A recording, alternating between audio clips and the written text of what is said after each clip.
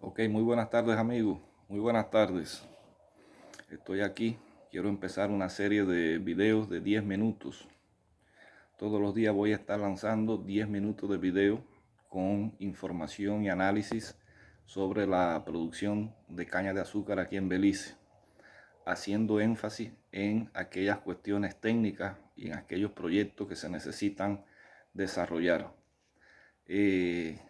Si me escriben por aquí, me escriben haciendo cualquier pregunta técnica relacionada con la caña de azúcar y yo les puedo responder. Hago un video donde voy a tratar de dar una explicación detallada de las preocupaciones que ustedes tienen con las cuestiones que a ustedes les interese y que me puedan preguntar. Hoy voy a hablar de la sequía. Bueno, todos hemos sido testigos, todos saben que el año pasado fue un año bien seco, un año donde llovió muy poco.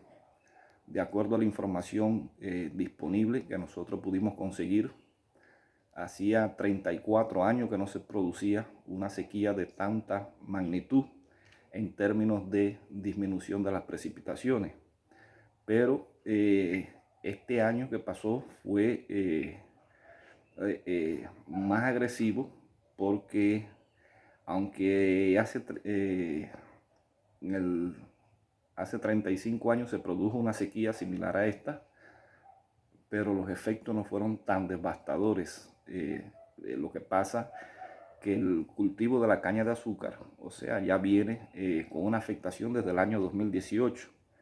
O sea, las precipitaciones del año 2018 tampoco fueron buenas. No se puede caracterizar el año 2018 como un año normal y entonces las reservas de aguas en el suelo eran más pequeñas cuando llegó el 2019. Por lo tanto, el impacto de la sequía fue mucho más grande, mucho más agresivo. Ahora, ¿qué nosotros podemos hacer? Realmente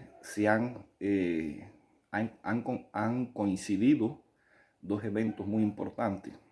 Uno, el tema de la sequía como evento extremo que afecta a la producción, afecta a los ingresos, pero además en este 2019, con relación a hace 35 años, el precio del azúcar o el margen de ganancia por venta del azúcar este año ha sido mucho menor. Por lo tanto, la capacidad de inversión que tiene el productor, los ingresos, las ganancias que obtiene, no les permite implementar prácticas de manejo, inversiones y un grupo de acciones que requieren financiamiento. Hace 35 años se dio una sequía similar, sin embargo, la caña daba más ganancia. O sea, el impacto, a pesar de que hubo una reducción en el nivel de producción a nivel global de industria y a nivel de industria, siempre la caña tenía para ese momento, para ese año, podemos decir que un precio aceptable, un precio muy bueno, se gozaba. No es así durante el 2019. Ahora, el tema de la sequía es complejo. No hay soluciones fáciles. Hay dos opciones, o hacemos algo o no hacemos nada. Si no hacemos nada, vamos a estar a merced de si este año ya se pronosticó que va a haber una sequía quizás tan severa como la del 2019. Y si se comporta este año así, este año 2019, 2 años seguidos, 2 años de seca seguido, va a ser un golpe demoledor para esta industria, para los productores en términos económicos, pero en términos de recuperación del cultivo, de afectaciones a las áreas que están plantadas con caña de azúcar, va a ser muy grande. Va a ser muy difícil recuperarse. Entonces yo creo que no tenemos muchas opciones, o sí, o no. Creo que llegó el momento de empezar a accionar en este sentido. Hoy la industria azucarera de Belice tiene unos 80.000 acres. Yo voy a dar un grupo de recomendaciones que son rasgos fundamentales como nosotros podemos enfrentar y mitigar la sequía.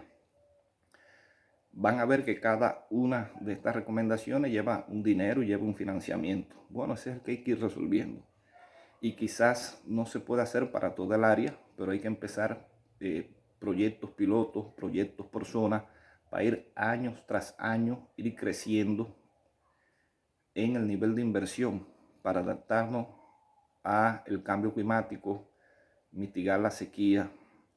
Si nosotros no empezamos, fíjense que el año 2019 fue un año violento desde el punto de vista de la sequía, una sequía muy grande. ¿Qué hicimos? No hicimos nada. Solamente toleramos, amortiguamos el golpe, la disminución de la producción. Yo no creo que lleguemos a 900.000 toneladas. Solo la mano de Dios, solo ese Dios que está en el cielo, pudiera permitir que esta industria llegue o sobrepase las 900.000 toneladas. Desde el punto de vista técnico, yo como profesional con cierta experiencia en la producción de caña, digo que desde el punto de vista técnico no hay posibilidad de sobrepasar la cifra de 900.000 toneladas. Pero bueno, Dios todo lo sabe. Belice es un país de muchas bendiciones en este sentido, desde el punto de vista climático, y cualquier cosa puede suceder. No debemos perder la fe.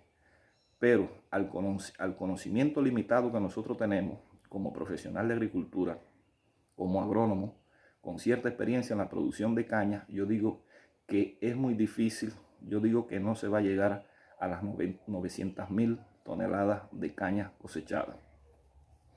Y no hicimos nada el año pasado, y este año ya estamos en el mes de febrero y no veo que tampoco se hace nada. Hubieron algunas reuniones que se desarrollaron el año pasado, se hicieron algunos análisis, pero en realidad no se concretó nada. Hoy voy a hablar de proyectos a nivel de industria, algunos proyectos que no tengo toda la información porque no participo en esos proyectos, y algunos de mis compañeros o de algunas personas que tengo relaciones de trabajo me han hecho llegar cierta información a gota, pero no veo un proyecto que esté directamente relacionado, enfocado, dirigido a resolver este problema del cambio climático y a mitigar la sequía del cultivo de la caña de azúcar. Voy a mencionar las acciones que a mi criterio debemos hacer. En otro video las voy a explicar. Bueno, lo primero es que nosotros necesitamos implementar la actividad del riego para el cultivo de la caña de azúcar. Para eso se requieren máquinas de riego. Después vamos a ver cómo los diferentes precios que tienen las máquinas de riego y los diferentes tipos de máquinas de riego disponibles en el mercado, que pueden ser utilizadas con bastante versatilidad en el cultivo de la caña de azúcar. Pero el riego es una actividad muy técnica, por lo tanto nosotros requerimos de que se establezca una unidad de servicios técnicos para el productor, por dos razones. Uno, porque el riego es una actividad técnica, no es poner agua. Hay que ponerle agua al cañal, pero hay que saber qué cantidad de agua hay que ponerle. No se le debe poner de menos, ni mucho menos se le puede poner de más, porque estaríamos botando el agua. Y lo otro es la frecuencia con que nosotros debemos desarrollar el riego. Es una actividad técnica que el agricultor requiere de apoyo técnico en este sentido. Segundo, la mayoría de los productores son productores pequeños acá en Belice, y la capacidad de estos productores no les permite invertir en máquinas de riego. Por ejemplo, el sistema de irrigación más barato para caña de azúcar estaría alrededor de los $30.000. Cuando usted calcula el pozo, si no tiene el sistema de riego, el más simple, el más artesanal, usted necesita hoy $30.000 beliceños. Y las máquinas de riego que estamos recomendando, hemos contactado personas en el lado mexicano que comercializan estas máquinas, y hay máquinas muy eficientes, enrolladores de cañón, que están en el entorno de $60.000 a $70.000 beliceños. ¿Qué les quiero decir con esto? Que a través de un proyecto se pueden conseguir esas máquinas, y esas máquinas asignarse a una unidad de servicios técnicos al productor. Y esta unidad de servicios técnicos al productor tendría la responsabilidad de darle el servicio de riego a esos productores. O sea, el productor tiene su pozo, se conecta esta máquina de riego al pozo o a la fuente de abasto de agua, que puede ser un río, una laguna, etc. Y pudiera ser algo paliativo en el caso de que la afectación para la sequía sea muy grande. En el próximo video voy a explicar más en detalle cuál es mi visión de cómo debe funcionar la máquina de riego. Lo otro, nosotros los productores o los productores de caña de azúcar en Belice necesitan no divorciarse de lo que es la investigación, de lo que es CIRDI y de lo que es el servicio de extensión. Hoy yo veo que el servicio de extensión, a pesar de que hay un gran número de oficiales de campo, las asociaciones tienen sus propios oficiales de campo, no tienen toda la preparación y todo el conocimiento para empezar a implementar recomendaciones en la actividad de riego. Por lo tanto, este equipo de oficiales de campo necesitan capacitación, necesitan entrenamiento en ese sentido. Y segundo, creo que el personal de CIRDI puede hacer un buen equipo con algunos técnicos del Ministerio de Agricultura para, en materia de riego, capacitar a estos oficiales, estos field officers que tienen las asociaciones de cañeros. Pero el rol fundamental, el papel fundamental de CIRDI estaría relacionado con establecer ensayos, o sea, experimentos, investigaciones relacionadas en la búsqueda de encontrar cuáles son las variedades que se recomendarían para áreas bajo riego. No todas las variedades de caña de azúcar tienen la misma potencialidad genética para responder a la aplicación del agua. Por lo tanto, de las variedades comerciales que hay aquí en Belice, hay que seleccionar cuál o cuáles son las que tienen el mejor comportamiento, y estas serían las que en las nuevas siembras, en áreas donde potencialmente se puede regar, serían las que nosotros recomendamos plantar allí, porque es donde usted va a obtener mayor cantidad de incremento de producción de caña, mayor cantidad de toneladas de caña por acre con la utilización del riego. Este tema también lo voy a ampliar en el próximo video. Tercero, desafortunadamente no hay financiamiento ni nivel de inversión para tener el 100% del área bajo riego. Creo que con excepción de Australia, que tiene un porcentaje elevadísimo de área bajo riego, casi ningún país que se dedica a la producción de caña de azúcar tiene el 50% del área bajo riego.